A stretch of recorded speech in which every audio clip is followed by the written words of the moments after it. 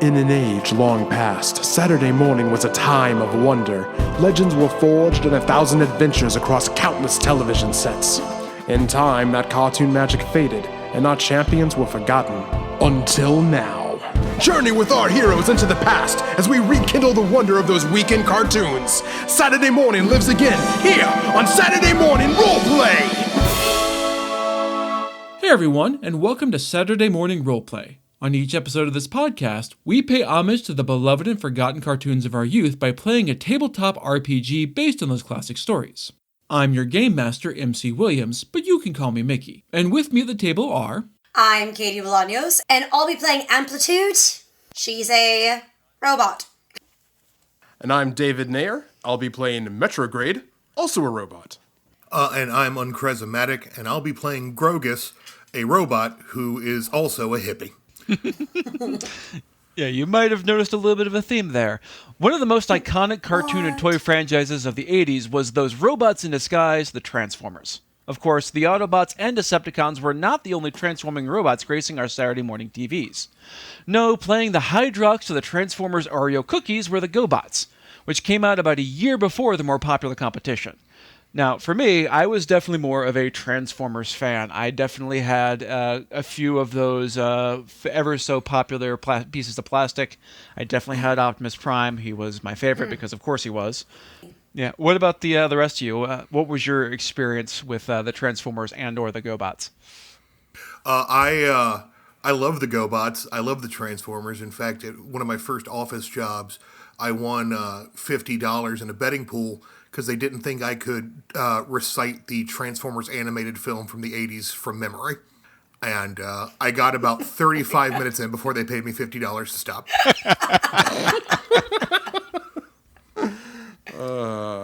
Now, if you're wondering, yes, I can do the same trick with the GoBots film, GoBots Battle the Rock Lords. That's okay. We don't need you to prove it. We believe you. Yeah. That's smart. That's real smart. I loved the Transformers, and I blocked out the GoBots like a traumatic experience that I only faintly have like shadowy memories of that fill me with dread and terror.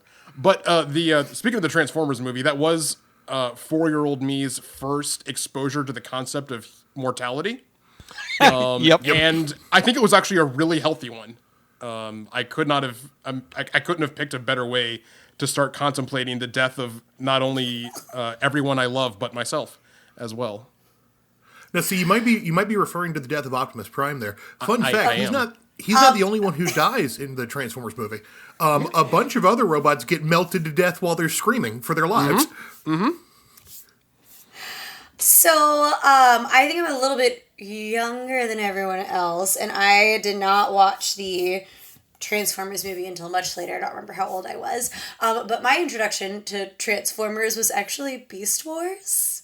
Ooh, I love Beast Wars. I know. I loved Beast Wars. So I liked, I think Optimus Prime was a gorilla, and I liked the cheetah, and I wanted the toys so bad, but they were real expensive. So I just would always play with them at my friends' houses and wish that I had them too.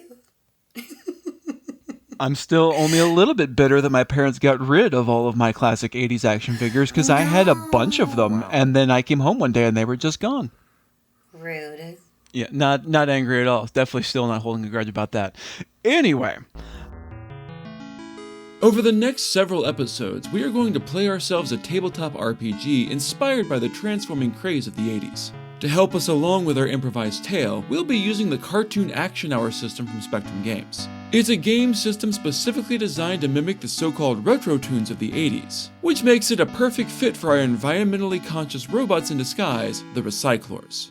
All dice rolls will be a single 12-sided die, or a d12, with a 1 being a flub or a critical failure, and a 12 being a boon or a critical success. So now let's meet our mechanical heroes and their very famous tagline, "Be the change."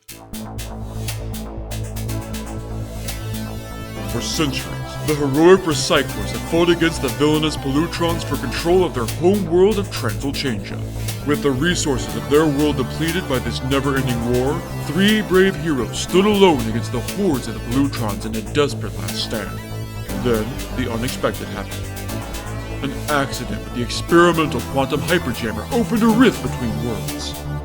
Now, our three courageous heroes are all that stand between the Earth and the vile Pollutrons. Be the change.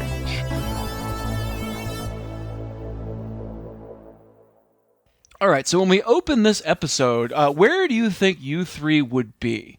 Just on an average day, you've been on Earth for a little while. You've started setting up a headquarters. You've made some inroads with the local human populace, especially a spunky young 12-year-old named Sprocket, who has become your human teenage companion and audience go-between. I think Amplitude would be hanging out with Sprocket and whatever she's doing. Grogus would definitely be making the robot equivalent of a sandwich, which would be a sandwich, but like made of like robot things, such as like discarded car hoods, and talking about how he's breeding a new breed of cyber avocados and robroccoli. Metrograde would probably be lobbying local government to pass some bills. Most likely, I'd say right now would probably be a commuter tax on corporations in the city that make people drive into work for jobs that could be done remotely. Excellent. Amplitude. Sprocket is currently at a school, which you understand vaguely from robot school, although that was much faster. It was much more plugging in a socket into your brain and then downloading everything and you were done. Apparently the human version is much longer. So are you waiting for her outside the school? Are you waiting for an assigned place? Where are you at? What time of day is it? Getting toward the end of the day. Okay. So Amplitude is not great at time management. So she gets to the school and she's confused because nobody's out and about. She's like, well, maybe Sprocket got lost. That happens to humans, right? So she just starts like walking around the school, peering in all the windows, until she finally sees Sprocket sitting at her desk and goes, oh, Sprocket, there you are. And she starts like tapping on the window. Amplitude, we talked about this. I'm not out of school for another 10 minutes. You're going to get me in trouble. What's 10 minutes? Is that like, I don't know how long that is. How long is 10 minutes? We worked on this, Amplitude, and she points at a big clock on the wall. When the big hand and the little hand are both on the big hand's on the 12 and the little hand's on the 3, that's when I get to leave, and not before. Oh, you sure? I'm so bored right now, though. The teacher at this point is like, no, it's fine. It's fine. No one else is going to be able to pay attention while with the giant talking robot here. So, Stacy, yes, you can go ahead and be excused. Don't forget to do your homework. You've got math and you've got social studies both due tomorrow. So make sure you're ready for that report and have that homework done. Yes, of course. Thank you, Mrs. Robinson. And she grabs her books and ducks out and heads toward the bike rack where she knows she keeps her bike. Amplitude's gonna do a fist pump. Oh, shock on! And scurry on over to meet Stacy. All right. Yeah, Stacy Sprocket grabs her bike and is like, Amplitude? Okay, you know what? I'm not even mad that you got me out of school early, and that's awesome. I know, right? Just stick with me and I'll be giving you lots more awesome that you can work on. Can you show me how to do that wicked jump you were doing the other day? There's these ramps down by the junkyard. I think we can do that. Can I show you how to do a wicked jump? Well, in my middle name, Danger. I don't know. Is it? I don't know. What's a middle name? You have a first name and a last name, and then a name that goes in the middle. Do the robots have last names? Do the Recyclors have last names? I don't think so. I think I'm just Amplitude. Oh. Should I pick a last name? If you want to, you certainly could. What kind of last name did you want? Oh, something that says how cool I am, you know? And something dangerous and brave and sneaky. All those things. Ooh, we'll have to think about that. But I think Danger is definitely your middle name. We'll have to think about a last name. Aw, shotgun. And she starts riding her bike toward the junkyard. All right, and Amplitude will and turn into her radical dirt bike form and follow along. Excellent. All right. As we approach, give me some form of check to see whether you're going to notice something. Give me sneaky scouting. Let's roll sneaky scouting for me. All right. And for the folks playing at home, for Cartoon Action Hour, all dice rolls are going to be 1d12 plus whatever skills you have selected. I think I did that right. You did. And that is an 8. Which is more than enough for this fairly simple task. So yeah, you definitely, as you're riding over in your wicked dirt bike form, you see some movement in what should be an abandoned junkyard, and it looks like your old nemesis, the Pollutrons. Oh, Sprocket, wait up. What's going on? She skids to a halt. Is there any somewhere with some shelter nearby that we could duck behind? Absolutely, yeah. There's a little stand of trees off beside the sidewalk that you can definitely duck behind.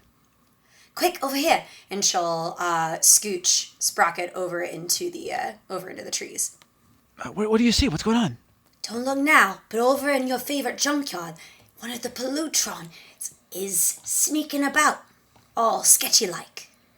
And now that you pointed out, Stacy looks over and goes. It starts checking it out, and goes, "Oh, you're right. I think that's Dozer." And sure enough, you absolutely recognize the evil and villainous Dozer. He is, of course, in his usual form of a robotic minotaur with a heavy stone club. Oh, I wonder what he's up to. You know him to be not the brightest bulb in the headlights. So if he's here, odds are someone else is actually in charge. Listen, Sprocket, how stealthy do you think you are? Oh, I'm super stealthy. My middle name is Sneaky. All right, let's say you and I get just a bit closer, see what Dozer's up to.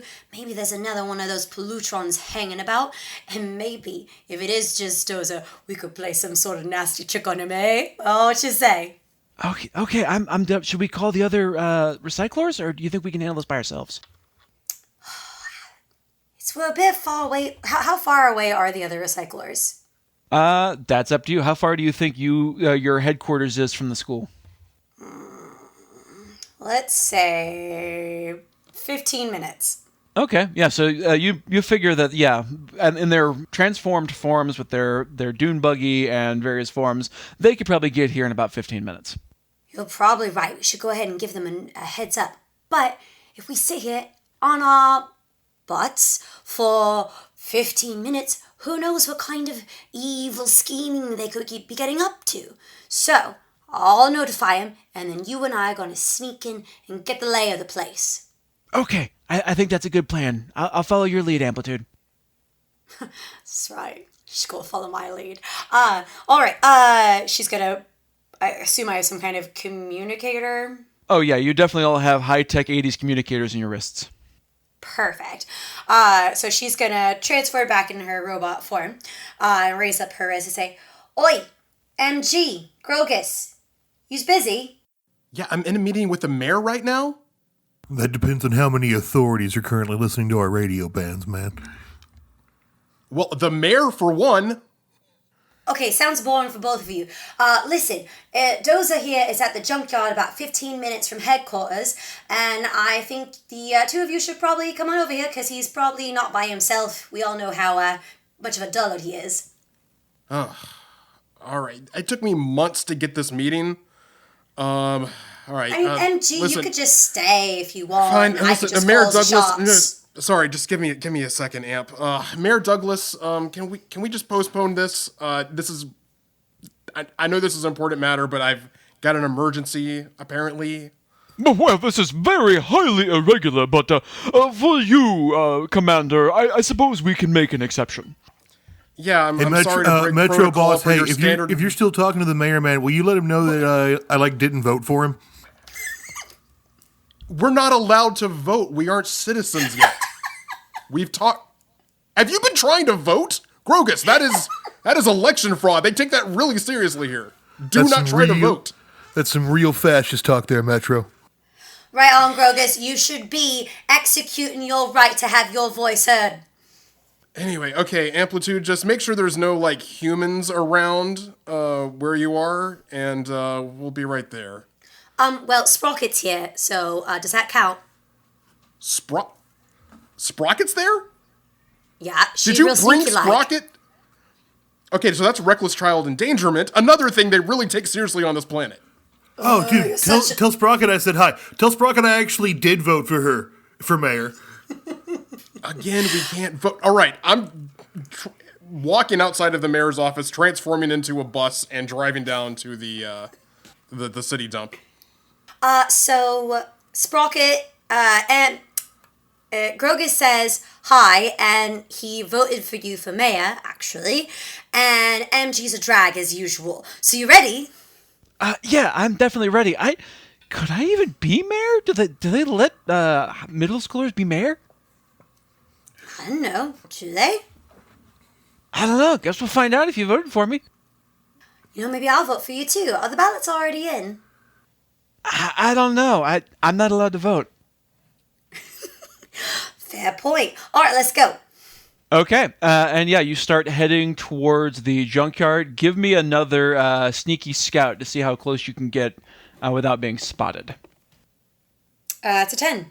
Oh yeah, that's plenty. So yeah, you were able to get right up into the junkyard. You're hiding behind a really conveniently placed rusted out car that looks slightly different color from the rest of the background, but it's totally fine. It's normal.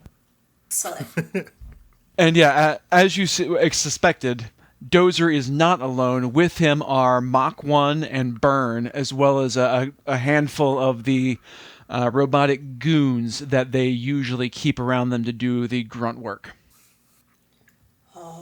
His place is positively crawling with Pollutrons. As far as you can tell, they're digging through the scrap, looking for something. Okay. All right, well, we can't let him find whatever it is they're looking for, can we? Is there a... Are any one of them, look easier to sneak up behind than the others? Oh, Dozer's definitely the easiest to sneak up behind. He is, he's a big old dolt. Great. All right, so Amp's going to turn to Sprocket and say, all right, how far do you think we can throw this piece of old scrap metal lying on the ground? Well, I could probably throw it a couple of feet, but I'm betting you can throw it a lot farther. Ooh. Yeah, I bet I could. Watch this. She's going to pick it up and she's going to chuck it as far as she can, over Dozer's head, away from the other. Okay. Pollutrons. Yeah. And so, what are you trying to do? What do you want to have happen here? I want him to hear the sound of the scrap metal clattering far away, so that he'll go see what's over there. Okay. With your excellent sneaky scout result from before, I'm going to say that works out, and you definitely see Dozer hears that and goes, "Oh, hey, what's that? Don't worry, guys. I'll go check it out." And he kind of wanders over in his heavy plodding way to see what's going on over there. Oh, I knew that would work. But yeah, she'll put over her hand for a high five from Sprocket. Oh, Sprocket totally high fives you. All right, let's go over there, and then we'll see what mischief we could get up to with old Doza. All right, yeah. What do you want to do? So she's gonna lead Sprocket, try to sneak around to kind of get to where that item fell. Okay. Yeah, you can definitely get over there. What's the Pollutron leader's name? You would suspect of the three who are here, Mach 1 is probably in charge. None of these are terribly high-level Pollutrons. They're all... You would consider them henchmen of the true leader, who is, of course, Megatomic. But Mach 1 is probably the one in charge. All right, so she's going to do her best Megatomic impression from where the scrap metal fell. Okay. Give me, I guess, quite the charmer. Oh, boy. All right, so I have this as a fickle. Correct. So I don't remember what that does. So with a fickle on a 1 or a 2, this counts as a total flub.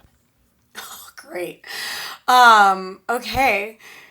So, she'll say, Dozer, what are you doing looking for things all the way over there? Don't you know that the most likely to be finding what we're looking for is right here? And I'll roll. Yeah, roll for it. Hey, I rolled a 4, so I got a 5. All right, and for funsies, I'm going to let Dozer roll opposed on this to see if he buys your little sneaky trick. And Dozer looks up and goes, Oi, what you doing here, Megatomic? Wait, Megatomic said he was going to be back at base. That's not Megatomic. Oi, everyone, the Recyclors are here. Crap. Uh-oh. And, so... Ampa's gonna say, shit, we've been made. And she'll immediately jump out and try to grab on to Dozer so she can drain him. Okay, yeah, give me this is going to be an opposed check. Give me your absorbs electricity, and I'm going to oppose it with... What does he have to oppose that with? Let's find out. Strong as a bull. No, armor plating makes more sense. All right. Well, he flubbed that, so you 100% drain some energy from Dozer. So what does that look like? So she grabs on to him, and it's like he starts like vibrating, like he's being electrocuted, and all of the you could see electricity traveling from where she's touching him up into her arms. I'm gesturing and you guys can't see it. Up into her arms. It has also got the deactivate feature on it. Okay, so what skill would you like to deactivate? Ooh, what skills does he have that I can deactivate? I mean, I can tell you that, or just a general, what kind of thing, like a strength, an attack, a defense? I am going to deactivate his strength. Okay, so strong as a bull is now deactivated on him. So he cannot use that for the rest of the scene. Amazing. Oops. Looks like Dozer, you're more like weak as a lamb. And you see smoke is just curling up from his nose, curling up from his horns, and he just kind of sits down heavily and leans against the big pile of scrap metal. Oh, there, baby. Just take a nap now, okay? Mama Amplitude will make sure you're all right. She'll take good care of you. It's Dozer in time. In like 5 minutes. That's all right. You could take as long as you need. And meanwhile, from up behind you, you see Mach 1 and Burn coming at you from around the 2 corners. Oops. Sprocket, you might want to get out of here. Oh, yeah, absolutely. And she hops on her bike and she pedals furiously. Oh, hey, Mach 1 and, what was your name? That's Mach 1, and you also have Burn. Burn, that's right. I forgot because your name is kind of forgettable. No worries, I just saw Dozer here, looking a little worse for wear, so I just thought I'd give him a little check. You don't care about him. You're just here to stop us. Get her! Yeah, of course, Mach 1, of course. And Burn comes running at you with his flamethrower lifted. Meanwhile, Mach 1 is coming around the other side, uncurling her laser whip. Well, this is a bit of a pickle now, isn't it? And I'm going to, as soon as they get, like, a little closer, I'm going to try to use my guitar. All right, yeah, they are coming into range, so go ahead and give me an attack roll. Who are you targeting with this? Well, it's area, so are they close enough that I can get them both? You definitely can. That is going to give you a +1 on the DC to make it just a little bit harder to get both of them, but you definitely can. Okay, and it's an accessory, right? So I can, something about a +3 3 noted because it's an accessory, but I don't know what that means. Let me look up the accessory rules, because I also don't remember what exactly accessory does. Yeah, I think that just changes. It's less expensive to get a higher rating if you make it an accessory. Oh, okay, maybe that's what my So I think it's is. already tied into your rating. Gotcha. I believe that is correct. Great. So, and it's also devastating if I succeed. Yes, which means that any damage tokens you give him will carry over into the next scene. Cool. All right. So I'm gonna strum that guitar. Oh, I don't know why I'm rolling my real dice. Habits. Okay, I guess that's a 8. That is an 8, and you just managed to avoid a flub, which is good, because that would have deactivated your guitar until the rest of the scene. And so you are going for both of them. That is going to be a success. Yeah, you hit both of them. So what does that look like? So she strums her guitar, and you could see like the sound waves coming out of it, kind of like Black Canary's canary cry, and it hits them, and they might like try to like resist it for a minute, like try to hold their ground, but eventually like they both go flying, and they're like there's like electric sparks coming out of them as they fly back. Absolutely, and they are both going to take a setback token for that, and they are blown back. Meanwhile, because time doesn't necessarily run the way it should in a cartoon, Grogus and Commander, you are both showing up right about now. So, Grogus comes out from around the corner, holding up a large 80s phone receiver that is that's cable is running into the nearest junk pile. But he goes, "Hey, Mach 1, Megatonic's on the phone, man, and he sounds pretty upset." Is this a bit, or do you actually want to try to fool Mach 1? I'm going for hippie burnout. Like, this is... Yeah, give me hippie burnout. That's 6? Yeah, so Mach 1 does not buy it.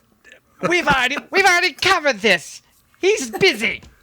I wasn't here for that scene read, man. Like, he says as he dodges laser fire. That's right. I forgot you weren't here with your little friend. I'm going to talk to my union about this, man. This is so unprofessional. All right, so what would you like to try to do? Metrograde, you are also showing up right about now. Yeah, sure. I think Metrograde transformed into a solar-powered electric city bus is going to be moving in stealth mode. So we, in the cartoon, are going to see this city bus, coming down the road completely silently, ducking behind a telephone pole, in the bushes, behind another car, through the junkyard, just peeking out here and there, until I see... Sprocket, because I want to be sure all the civilians are safe first before, any fighting happens. That's a responsible thing to do. So once I find Sprocket, and she's pedaling furiously, and I'm just going to be slowly driving along beside her while she's pedaling furiously, and just ask her if she wants to hop on the bus, where it might be a little bit safer. Yeah, okay. Do you want to stop first, or do I need to try to do a jump off my bike for that? No, that's very unsafe. I come to a complete stop, and I do not let her on until she scans her city bus pass that I gave her. She stops and absolutely pats her the doors furiously. will not open until that is scanned. Okay, Yeah. does she has it on her? Oh, it takes her a second because she forgets that she has to have the bus Yeah, pass. we see the scene over the shoulder of this fight happening with the giant robots in the background while she's fumbling through for her pass, and Metrograde is patiently waiting. She does eventually find it in her backpack. While she is looking for her pass, Grogus is running from 2 of the goons and grabs a small untied shoelace shoe from one of the junk piles and throws it at their feet. It's like, "Hey man, your shoe's untied." And then when they stop to tie it, he runs off. All right, give me a roll. I think I remember how to do this. I do remember how to do this. That is a flub. Nice. Very So- effective. I can't tell if it's better when Grogus succeeds or fails miserably. So this goes horribly wrong. You want to describe how this goes horribly, horribly wrong? He looks real smug about your shoes untied, and the goons just look at each other and then like both just totally 5-star frog splash him into the chunk pile. And like you see like boots and like robot boots and robot fists coming out like it's akin to a Tom and Jerry cartoon violence smoke cloud. And at one point, like Grogus like scrambles halfway of his body out and gets pulled back into the junk pile. Yep, and that just kind of rolls off camera with you. Go ahead and take 1 setback token for that wonderful, wonderful flight. Absolutely, I will. All right, so Amplitude, what are you doing now? You have successfully knocked them back. They have gotten back to their feet. Yes, but now they're chasing Grogus, right? Mach 1 is chasing Grogus. Burn is coming back for you, and Dozer has noticed the city bus. Dozer's noticed the bus. Good job, Dozer. So Burn's coming back for me, huh? Amplitude's gonna say, hey, no hard feelings, right, about insulting your name and all that. I really am just trying to check on Dozer and make sure he's finding what he needs okay. I'm sure Dozer's fine. You should be worried about you. And he opens his mouth and just spits out a blast of fire. How would you like to defend against this? Can I oppose with my cat-like agility? You absolutely can. All right, so you go ahead and make a roll with your cat-like agility. I will make a roll for his fire breath. It's a 12. You absolutely do this wicked leap with a cool backflip over the top of the fire as he looks incredibly surprised. Where would you like to land? Because you absolutely kicked his butt. I would like to land using Dozer as a meat shield.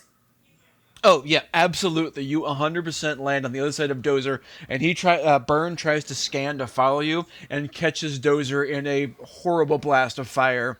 He's doing that weird I'm on fire dance they do in the old cartoons where he's just kind of trying to slapping himself very ineffectively.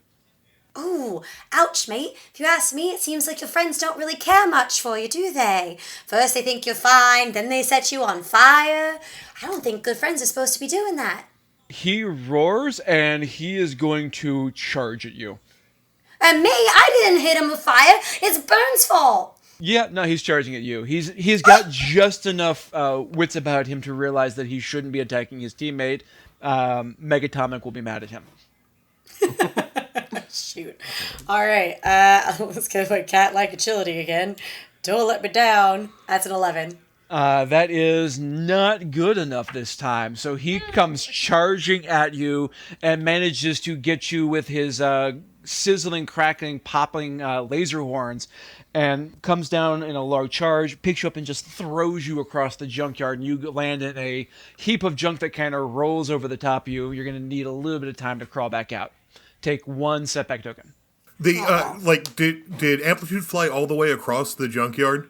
Oh, 100%, yes. It goes flying right over the head of your fight cloud. Yeah, I'm about to say, when Grogus is like trying to scramble, run away again, he's about, oh hey Amplitude, I thought you were on the other side of the junkyard. Oh, I'm fine. Just saw some shiny things over here that might look cool. That's all. If you see the Be out fender in a to an minute. old Studebaker, grab it for me. You got it, Grogus. Meanwhile, on the other side of the junkyard, Metrograde is just trying to drive Sprocket to safety, but once outside of the junkyard, is torn between going back and helping his friends or sticking to his city bus schedule. It's up to you. Because of course he has to drop Metro. He can't just leave Sprocket on the corner. He's got to take her to the bus stop. And it's like, well, I'm already at the bus stop. Do I just go on to the next stop? Because I mean, it's 3:20 now, and there's a 3:30 that like it's. Maybe I could help the fight and make it. Oh. MG, it's your pal, Amplitude. Remember her? Yeah, so we're a bit outnumbered here. Is this phone call happening while you're flying through the air? I'm in the jump pile. Okay. Okay, and all right. Nice. So, mean a lot that he came back and helped. Fine. There is the Being a fight leader and all. cloud. Grogus is in a fight cloud. Amplitude is just in a junk pile. Is there any robot Pollutron on its own, not currently either approaching Amplitude or not in the middle of that fight cloud? When Metrograde walks up and it's like between Amplitude and the fight cloud, Grogus does hit the ground on his back like, "Oh, hey, Metro boss. I thought your bus schedule was for right now. Why aren't you on your routes?"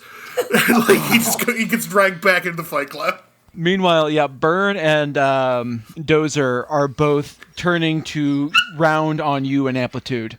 Cool. I never change out of the bus form because, that's just a waste of time and I've got this schedule to keep. So I'm just going to use the unstoppable trait. Absolutely. Who are you going after? So it's Burn and Dozer? Burn and Dozer. Well, I know, Burn, definitely Burn. Okay. Give me a roll. Sure.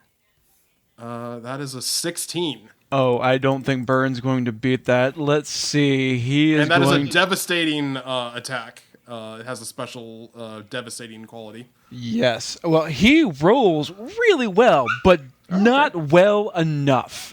He only gets a 12 with his 9 that he rolled. So, you absolutely plow into him, give him another setback token. What does that look like? Not to put too fine a point on it, I hit him with a bus. If you've ever seen something hit with a bus, it's not there anymore. So, where would you like him to be? The end up. I want it to be one of those things where I'm just flooring this bus. As soon as I hit him, the bus comes to a complete stop while all the force is transferred into Burn, and Burn just doesn't even leave the ground, just skids along the ground until he hits something, and then that thing also moves back. Yep, he goes running, sliding across the dirt, hits an old refrigerator that is there for some reason, and he falls into the refrigerator, and the whole thing goes flying back, lands on its side, and the door closes on top of him. Cool. Oh, actually, yeah. Hey, Burn, cool out. Nice one, boss. All right, Grogus, meanwhile, your fight cloud has finally dissipated, and it's you and Mach 1. Grogus looks at Mach 1 and the goons, and he's like, "Oh, man. If only I had some kind of, plant-based gun weapon, man, I'd be able to... Wait a minute. I do." And he pulls out the as if from out of absolutely nowhere, the underhanded barrel handle of his grow gun, which the whole thing looks like a backpack leaf blower. And he aims it at Mach 1, and was it 2 goons that were backing up Mach 1? There are 2 goons backing up Mach 1 who have not done really anything in this fight because they're just kind of looking between each other going, do we get involved in this? I don't know, it seems real bad. The grow beam is an area, so he's gonna go for all 3 of them. Okay, that's gonna give you a +2 on your DC to get all 3. Understood. And let's see how that goes. Could have been worse. Okay, so with your 9, you do manage to entangle the 2 goons, but using her incredibly fast speed, being, Mach 1, she manages to dodge out of the way. So what does it look like when the 2 goons get wrapped up? So the weird backpack leaf blower looking thing fires a green ray of indeterminate science energy and definitely makes a sound. And when it hits the 2 goons, a bunch of extremely angry, extremely violent ivy vines come out of the ground and just start getting in every robot orifice they can. Oh, absolutely. And these being goons, they are now defeated. So the vines actually climb up through their knee joints, through their elbow joints, spring out through the eyes that would be incredibly horrifying body horror if they weren't cartoon robots. Right, exactly. Yeah, it is shocking what they would let you get away with, the censor-wise, if it was happening to cartoon robots. So they are both defeated. Meanwhile, Mach 1 is cracking her laser whip and is going to take a swing at you. So give me some sort of defense. How do you want to defend against that? Let me take a look here. I've got cool under fire. That works. Roll that for me. Oh, hell yeah. Yeah, that's pretty good. Unfortunately, Mach 1 rolled an 11 on the die, so that's a 17 versus your 14. So what that looks like is Grogus going, are you absolutely sure the sensors are going to let you use that? Yes, I'm sure. And it whips out and crackles around your grow gun arm, and you just start crackling with electricity that's blue and popping, and you can see for a split second a skeleton, which makes no sense. You're a robot, you shouldn't have one, but you know. Well, it's a robot skeleton, right? Yes, of course, it's a robot skeleton. And you're going to take 1 setback token. While she's distracted with like the plants all over her and attacking Grogus, I'm going to try and get out of the junk pile and sneak up behind her. Okay, yeah, she is absolutely distracted. You can get behind her. What would you like to do? I'd like to try and absorb electricity again from her. Yeah, go ahead. Give me a roll. I tried to go for my dice again. It's a D20. It doesn't make any sense to go for it. It's just out. That's an 18. Oh, that is not only an 18. That is a boon. You rolled a 12 on the dice. So, yes, that happens, and it happens exactly the way you want it to. So describe what happens. So she's going to come up behind and say, hey, Mach 1, forget about me, and grab her gun.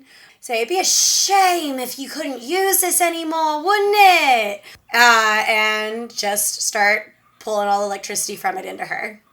Yeah, so she definitely shivers and shakes and does the whole electricity sparking out of her. She's going to take a setback token for that.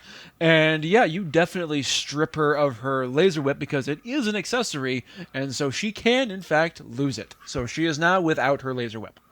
Excellent. I think I'll be taking this for myself now, thank you. And I'll put it somewhere. I mean, you definitely have a storage compartment wherever you want it to be.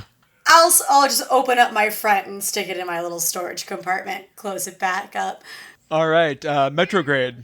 Yeah, so Metrograde is just alone with Dozer? Yes. Okay, so Metrograde's going to transform from the bus back into robot form and pull out the solar shield, which is the solar panels along the roof of the bus become a giant shield. And just kind of has an attitude of, fine. Puts the shield between him and Dozer and tries to, once again, reason with the Pollutron. Dozer, we've been through this before. We're refugees from the same planet here. Like, we have a lot more in common than we do in difference. It would really make sense for us to work together. Neither of us can even vote, right? Like, we should be on the same side.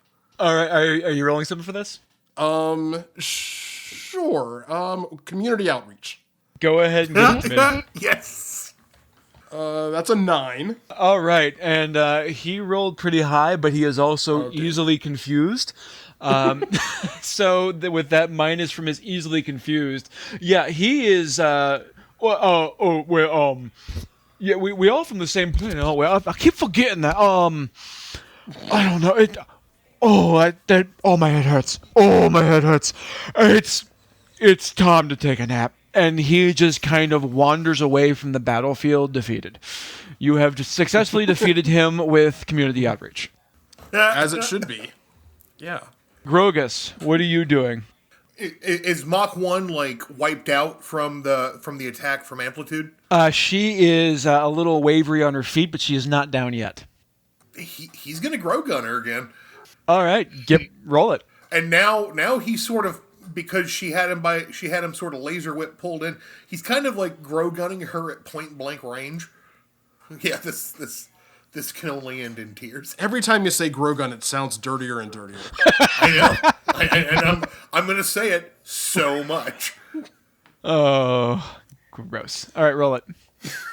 Oh, and you flub it. What does that look like? So the grow gun, which is at point blank range, but had recently been laser whipped, had one of its science coils exposed by the laser whip. So instead of the green energy and the pleasant heroic wah, wah, wah, wah, wah, you hear just a and Grogu's like, oh, that's not a heroic sound, and then like it just goes thwomp, and it doesn't kill him, but it knocks him back into the junk pile. Oh yeah, he definitely goes flying back, and your gun is now smoking and does not look great. It's gonna need some work on that. Junk pile's pretty cozy now, isn't it? I was taking a nap in there too. All right. Speaking of amplitude, what are you up to? All right.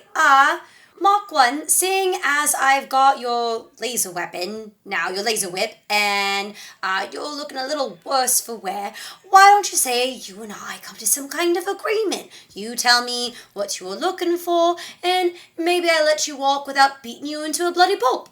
Mach 1 looks real nervous. She looks around, notices that Dozer is gone. Burn doesn't look great. She backs up and sees that Burn seems to, in the distraction of this, pulled something out of the junk pile, and so she smiles and goes, "Fine, today is yours, but tomorrow will be ours. Pollutrons, retreat!" And she turns into her rocket car and goes roaring out of the junkyard, with Burn running behind her awkwardly, carrying something. You're not sure what, but they managed to make their escape. But you have won the day. As they leave the dump, the rocket car goes right past a stop sign, and Retrograde, just looking at that blatant disregard of civic government, one tear rolls down his eye. Can I try to catch up to them and just see what they've got? Sure. We're going to do an opposed speed check. So give me your, whatever your speed trait is, and I'll oppose it with Mach 1's speed demon. All right, I'll transform into my dirt bike form. And can I use both super speed and highly maneuverable, since I gotta get around all this junk and stuff? I will let you link those traits, yep. So go ahead and give you, what is your highly maneuverable ranking? So highly maneuverable is a 6, and I get a tight spaces +2 as well as advantage. All right, so that should give you a +5 on your roll. Great, and it's unpaved right now, so I get another +2. So that's going to be, a +10. Thanks, Mickey. Oh, hey, guys. Oh, yeah, that 21 is good enough to beat Mach 1's 18, which I thought was pretty good, but yowza. So, yeah, you absolutely are able to go riding. You see one of those nice panning shots of Mach 1 burning down the street, and in the background we see Amplitude bouncing over the hills and doing like wicked jumps and little flip. And you are definitely close enough to see that Burn has gotten into the driver's seat of Mach 1, and he is holding some experimental junk. It looks like pieces from some sort of high-tech science kit. And with your very good roll, you're able to see the name of the local university stamped on the side of one of the bigger pieces. Okay, that doesn't look good. Since I'm here, can I try to, bump them and get them to drop it? Sure. Yeah, you can give me an attack roll if you want to try to bump them. Would that be, another highly maneuverable? I'm not in tight spaces anymore, but... Yeah, you can give me another highly maneuverable to try to bump them. That's not great. Does a 9 do it? No, she manages to see you coming, and a burst of flame explodes out of the back of the rocket, and she goes tearing off down the road while Burn gets launched back into the back of his seat, his robot jowls flapping in the wind, which is very impressive since they're made of metal. And they disappear over the horizon. Bloody hell, bollocks. And I'll fall back to tell the others what I saw. Okay. You are all back together. All right. Back to the junkyard. As you can see, I may have gotten made while you were trying to get here, but I did find out what they were after. Okay, that's great news. What were they after in a junkyard? I'm not really sure. It's, looks like some kind of wibbly wobbly experimental junky type thing. Couldn't tell what it was, but it had the name of the university on the side. Which, of course, is Metropolitan University. It's Metropolitan University. That's how I knew it was a university. Don't know what that is, but seems important. Oh, Met U. Yeah, I go there for a lot of protests, man. Yeah, let's head to Met You and see if we can find someone who could identify what that was. Did you get a good enough look to explain it to someone? Like draw a picture, maybe? Yeah. I could draw a picture. So I did good, right, MG? Right? Well, I was talking to Sprocket as I was driving her to safety. So you apparently trespassed on school grounds, so that's a no-no. You encouraged the truancy of a minor, that's no. And then again, I talked about reckless endangerment. So, Amp, you're up to 3 demerits today. I'm sorry. I gotta call it like I said. Grogus shakes his head like, man, I've heard a lot of bad things, but not telling the truth to ants, man, that's pretty low amplitude. I didn't talk to any ants, though. How could I lie to any ants if I didn't see any ants? Next time on Saturday Morning RPG, can the heroic Recyclors stop the vile Pollutrons from carrying out their evil schemes? What was the mysterious equipment stolen from the junkyard? Will Metrocrate complete his bus schedule in time? Find out on the next exciting episode of Saturday Morning RPG. The moral at the end of this episode is definitely about voter fraud. Oh, 100%. Which I think would be a great, aimed at 10-year-olds, message. Hey, kids, we talked a lot today about election fraud. I'm Grogus from the Recyclors, and if an adult tells you you can't vote, call him a fascist and kick him in the shin. Remember, tomorrow belongs to you. Their bones will make the foundation on which you'll make a better world. Saturday Morning Roleplay is produced and edited by David Nair and MC Williams. Music is by David Nair. The SMRPG logo is by Michael Ray Williams. Email us at saturdaymorningroleplay@gmail.com with any questions, comments, or suggestions. Follow us on Facebook at Saturday Morning RPG, on Instagram at saturday.morning.rpg, and on Blue Sky at Saturday Morning RPG.